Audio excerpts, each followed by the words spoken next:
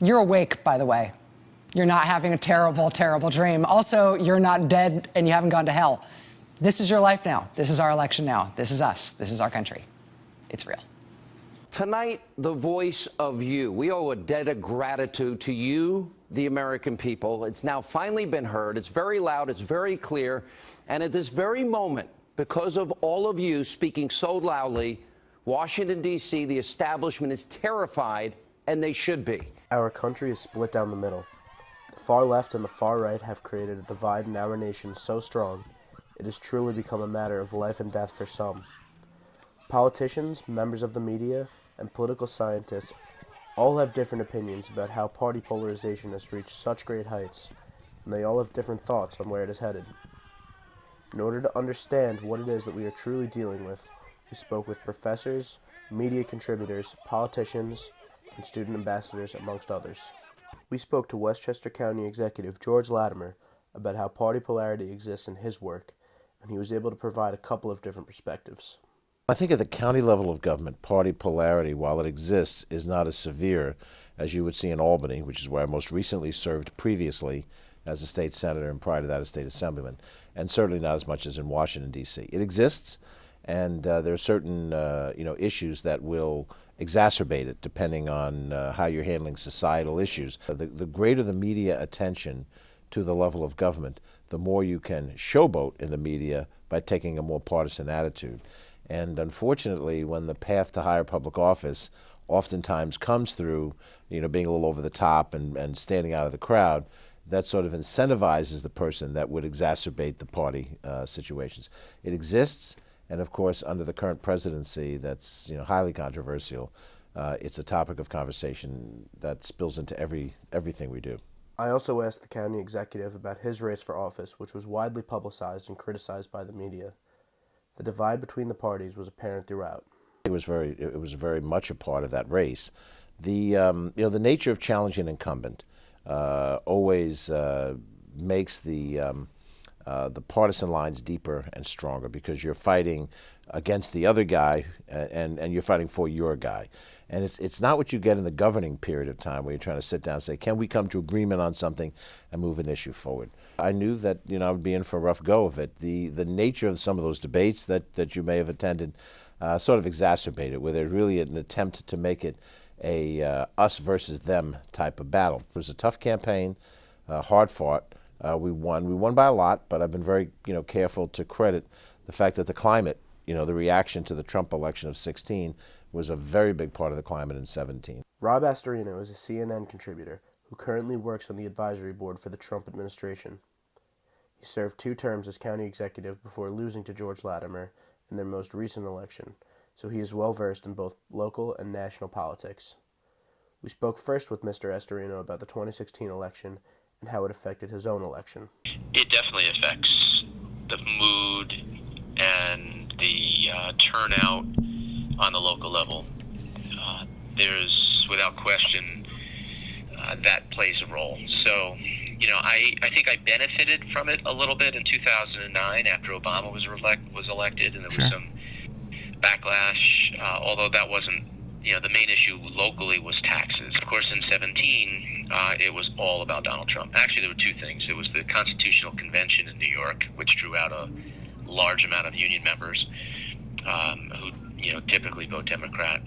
Mm-hmm. And the Trump backlash definitely played a role in it. Was probably the overriding factor because we got almost the same amount of votes we had the previous election, and all of our poll numbers were very healthy. In fact, we still ended up getting I think it was 22% of the Democratic vote, which is very large. Yeah. But we just couldn't keep up with the large turnout. Right. And but I think there were 25,000 Democrats that voted, extra Democrats that voted in 2017 that never vote in local elections. Wow. So they stormed to the polls to send Trump a message. And I'm not taking away anything from County Executive Latimer. His campaign really was all about linking me and Donald Trump. Well, Democrats never thought they were going to lose. I mean, Hillary Clinton was all set to become president, and when that was was not the case. Yeah. Literally, the protests and the resistance started the day after. I mean, I remember leaving the Hilton in New York at like 3-something in the morning after Trump won, and they were already gathering outside protesting. You know, impeach him. He's not my president. You know, all this stuff. And the days that followed, there were massive protests everywhere, including in New York City. 10 times worse. And if you look at them, I mean, the Kavanaugh hearings were utterly disgraceful, and the media was utterly disgraceful in what they saw as acceptable to put on TV and to drive a narrative that had no no substantiation whatsoever. And so did the senators, and it was just it was a frightening time, because the left was throwing out all these unsubstantiated allegations, destroyed due process, and when none of that was proven, it was complete character assassination. Number one, it's always hard to beat the incumbent, especially if the economy is doing well, and it is. Something like almost 90% of middle class taxpayers got a cut despite what the Democrats are claiming. It's going to get worse. I think we're in a little bit of a lull right now. You know, the far left is still going bananas, but I think most people are calming down a little bit, and I think you might see some normalized results in the local elections in 19. 20 is going to be, you know, just absolutely insane again politically, because the left has a pure hatred for Trump, and you know, they want to win that election. We spoke to Mayor Branson of New Rochelle to see how the party polarity affects his work on the local level, and we're happy to learn that a fair amount of bipartisanship still exists there. I think, fortunately, at the local level, party divisions are not as meaningful as they are at the national level. We have a city council that's composed of 5 Democrats and 2 Republicans. But for the most part, we function as a nonpartisan body. We don't have a majority leader and a minority leader. The parties don't caucus separately. And each individual member of council is treated as an individual. In effect, we're all independent, and you can see that to the extent we disagree, which is actually pretty rare, most things are unanimous, but to the extent we disagree, it doesn't typically break along party lines. I won't say that party distinctions are completely irrelevant. You know, in part, people choose to be Democrats or Republicans because they have somewhat different values and views. And even though local government is not as ideological as national government, there are certain aspects of local policy making where that might play out. And it's also the case that because of our party affiliations, we have networks of supporters and activists who work with us or encourage us to act in one way or another, and sometimes those constituencies put us at loggerheads.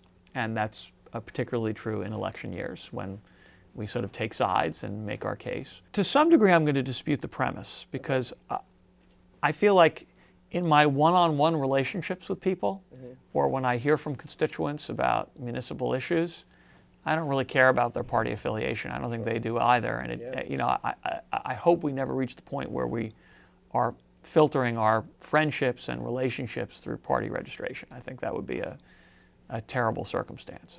That there's been an asymmetry to the polarization. If you look at voting records in Congress, if you look at the positions staked out on the campaign trail, if you look at Donald Trump, who I think is a completely unique phenomenon in modern American history, then I would argue that the Republicans have moved to the right to a greater degree and at a faster clip than Democrats have moved to the left. I think the Democrats still straddle the center and left, whereas Republicans are crowded all the way over to the right wing, particularly in suburban environments like New Rochelle, that the effect of the Trump presidency has been to mobilize and energize especially Democratic activists who might not previously have been focused on local and regional elections. You know, there was an unmistakable blue wave around the country, but it was particularly pronounced in suburban environments like New Rochelle and Westchester. And so from a purely electoral partisan perspective, that has advantaged Democrats. I'm running for re-election this November, and it'll be interesting to see whether the Trump effect has any kind of play here in our local mayoral and city council races. I think the Democrat is the favorite to win. Yeah. I don't say that just because I'm a Democrat and I'm voting for the Democrat. I'm just, based on polling data, Donald Trump has never been above 50% in approval, and he's sort of been consistently in the high 30s and low 40s. Usually that argues for a defeat. But having said that, I don't think it's a slam dunk. It's not as though we have sort of a local version of Fox News and MSNBC. You know, there are internet publications which have a distinct point of view, but it's not always consistently Democratic or Republican. Well, I think they play a major factor in it. I mean, if the media decides to lavish attention on a candidate or withhold that attention, that candidate can advance or can decline. Discussing the national, the state issues, and the climate that's created out of that discussion is the climate that we have to function in. So when you hypercharge we're right and they're evil to a level because of, say, national issues, that's the plug-in that we get when we discuss local issues, and people who are of one party or the other immediately start to vilify people who hold a different opinion on county issues because they're already combatants at the higher federal levels. The Democratic field is so large right now, it hasn't begun the winnowing out process. And you know, the desire for Democrats to have at a general election with Trump is so palpable that we talk about things that are happening in May, 18 months before the election, as if the election is going to happen in 18 days. Dr. Jeannie Zaino is a political science professor who possesses a broad range of information based on her work in the field. Dr. Zaino works as a contributor for many of the major news outlets and spends a great deal of her time speaking on the government, media, and the electoral process throughout the media. She is incredibly well versed in both local and national politics as well, having covered it extensively throughout her career, so we were curious to see where she would lay on some of these issues. You know, you look back at 2016, on both the Democratic and Republican side, two of the most unpopular candidates that have ever run for president. One was elected, obviously, and Democrats are furious both at the election results, which were quite unexpected, and then also their concern as to how he was elected and whether Russians played a role in that. So I think all of those things coupled together have made it a time of, you know, incredible division between the two parties. The fact that they were both wildly unpopular, you look at the polls and you do see a substantial amount of people voting against both a, you know, well-known entity in Hillary Clinton and the idea of a Washington insider, and certainly she was the definition of that. So a lot of it was, we heard an awful lot about, you know, an anti-Trump vote, but there was an enormous anti-Clinton vote. The media always plays a big role in elections in the United States, and it was a fascinating year because it was one of the first Twitter elections, obviously. So, and it's not just Twitter, but we call it that. It's Snapchat, Instagram. I mean, it's fascinating. You're maybe a little bit too young, but you think back to like 2008, people were astounded that Barack Obama's campaign had a website and how important that was, right? And now a website is old news. You have to have a website if you have any business, right? But now it's moved on to other forms of social media. So we've got new media, and Donald Trump certainly was incredibly good at using social media to reach voters and reach people. Donald Trump was really, really good for the media business. And you look at the amount of money that the media made off that election, and they still make off of the presidential the way that he's run his presidency. And you can get a sense as to why he says, and we've talked about this, why he says, I'm so good for the media, they want me in this thing. And he is very, very good television, and so they want him to be in it, you know, even if they won't say it publicly. You know, I think it was, we talked about the president of CBS who said he may be a very bad president, but he's very good for the media business, and that's proven to be true. Now we all have a choice. So if I am liberal and I want to watch the Young Turks, or I'm conservative and I want to read Breitbart, I can do just that and ignore everybody else. I mean, I can get all my news from 1, 2, or 3 sources. And so those media outlets have picked up on that, and they do appeal to their base, and they do make a difference. It's such a good question because it has an enormous impact. So Rob Astorino, who was our Westchester County executive, as you know, he won in 2010 almost in a reverse scenario of how he lost in 2018, which was, he won in 2010 when people were frustrated with 2 years of Barack Obama, the Democrats having this huge hand in Washington. There was a lot of anti-democratic sentiment, and he catapulted into the executive in Westchester County in large part because of that. You fast forward to 2018, it was almost a reverse. You now had 2 years of Donald Trump in a county which is, 2/3, 3/4 Democratic registration, and people were frustrated with Donald Trump. And we polled on that election, we were at that debate. It almost didn't even matter what he had done or what he said. To a large extent, he was being judged based on the coattails of Donald Trump simply because he was a Republican. It makes it, more polarized. I think what polarizes the parties and people so much has less to do with a Donald Trump or a Barack Obama. What it has to do with people frustrated that they feel like their government isn't working for them. So you think about somebody like a Donald Trump. How does he win the election? Because he picks up on the fact that for 2 decades or more, Congress had been unable and unwilling to address the crisis of immigration in this country. And it is a crisis. Now, it may not be a crisis deserving of the executive order he has passed, but it is a crisis when you have 10 to 14 undocumented people living in the country. And so it's a crisis that Washington knew needed to be addressed, from Republican to Democrat to Republican back and forth presidents, never addressed by Congress. And so he picks up on that and he runs, and people say at least he sees what we're seeing. It's always looking very good for an incumbent. So it looks good for him because he is an incumbent. He's got, very little, if no, challenges from his own side. Bill Weld, the former governor of Massachusetts, is out there. But beyond that, there's really no formidable opposition from the Republican side. The biggest threat to Donald Trump would have been if a conservative, a real conservative, had run against him and challenged him. So had the Mueller report come out in a different way and showed, conspiracy, for instance, or what they're calling collusion, that would have been a real challenge for him because it would have incited Republican, either conservative or moderate challengers. Malik Henry is a college student who spends a good deal of his time participating in active political discourse around his campus and has made himself well known for it. Malik is a senior English major, but has also spent much of his time at Iona studying political science as well. He has garnered an important understanding for the current political climate. We're very divided politically. I'd argue, especially for our lifetime, I think we're the most divided that we've ever been. I believe that during Obama's tenure as president, I believe that the right veered so far right. And I think we're seeing that now with the left. So I think the winning message for Democrats is to go so far to the left, and for the Republicans to go so far to the right, that we're starting to do away with bipartisanship, and I think we're starting to do away with any kind of common ground. I think that in the past, people didn't go to sleep at night thinking whether or not they're Republican or Democrat. It was kind of so just, wanting to prosper in life, wanting the American dream. But I now think that people are so firm in their convictions that it's leading to political, divisiveness across the country.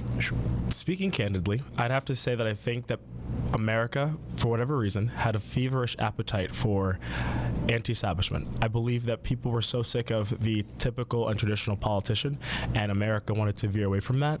I do believe, yes, I do believe that the universal thought was we will never elect someone like President Trump into office. I do believe some people did predict that this would be the outcome. I think people enjoyed the way in which he spoke. Some people find it a little bombastic, some find it a little too brass, but I think people do enjoy that he speaks candidly. And what you hear often is that President Trump speaks the way that, and I'm not saying I agree with it, but President Trump speaks the way that people speak behind closed doors. I do not think that the blame primarily lies on Donald Trump. I do believe some of his policies and the way in which he speaks, his political rhetoric, is largely to blame, kind of what we see on Twitter and social media, what we read in the newspapers. But I also believe that the onus is also on us as a people who are politically cognizant to be aware of our duty and what we're supposed to be doing. So, for example, when you look back at the Russia investigation, for me, as someone who believes that the country succeeds when the president succeeds, I believe that no one should should be no happiness centered around the fact that the president is under any kind of investigation, especially as it relates to Russian collusion. I believe that the onus is on us, on an individual basis, to do our part to sow character back to the country, or keep character into the country, and to lead to political harmony, however we can do that. I believe that the media's role should revert back to the days of Walter Cronkite, which I don't know if anyone who knows media very well would know who that is. Yeah, those are the days of objective political reporting. I think that we've definitely veered away from that, and we now have stations which I think are okay, because every station has to pander to their audience. You have, if you're watching Fox News at night, and let's say you're watching Tucker Carlson or Sean Hannity, and then you watch something like CNN, and you're watching Don Lemon or Anderson Cooper, you're going to almost as if you're living in two different atmospheres. So the political stories that they're covering, while yes, some may argue are maybe lack validity or have validity, they're just two different spheres. So we look at something like the Roger Stone case, when Roger Stone was convicted for what we believe to be involved with the Russia investigation. Fox News depicted Roger Stone as having no wrongdoing. When we looked at CNN, had no problem vilifying him. So I believe that the media needs to get back to objective reporting and simply reporting on facts, and not so much going and appealing to emotion on political issues in specific. I would have to say that those issues in specific only help to further divide the country. I believe that when you look back in the fall of 2018, and when we sat back and watched the Brett Kavanaugh hearing in specific, people argue that the Republicans were trying to push through the Brett Kavanaugh confirmation through whatever ebbs and flows they needed to, while the Democrats people argued were trying to hold out for midterms to come about so that the Democrats could block any confirmation, similar to what Republicans did for Merrick Garland. They wanted to do the same thing. So I think that helped to divide the country.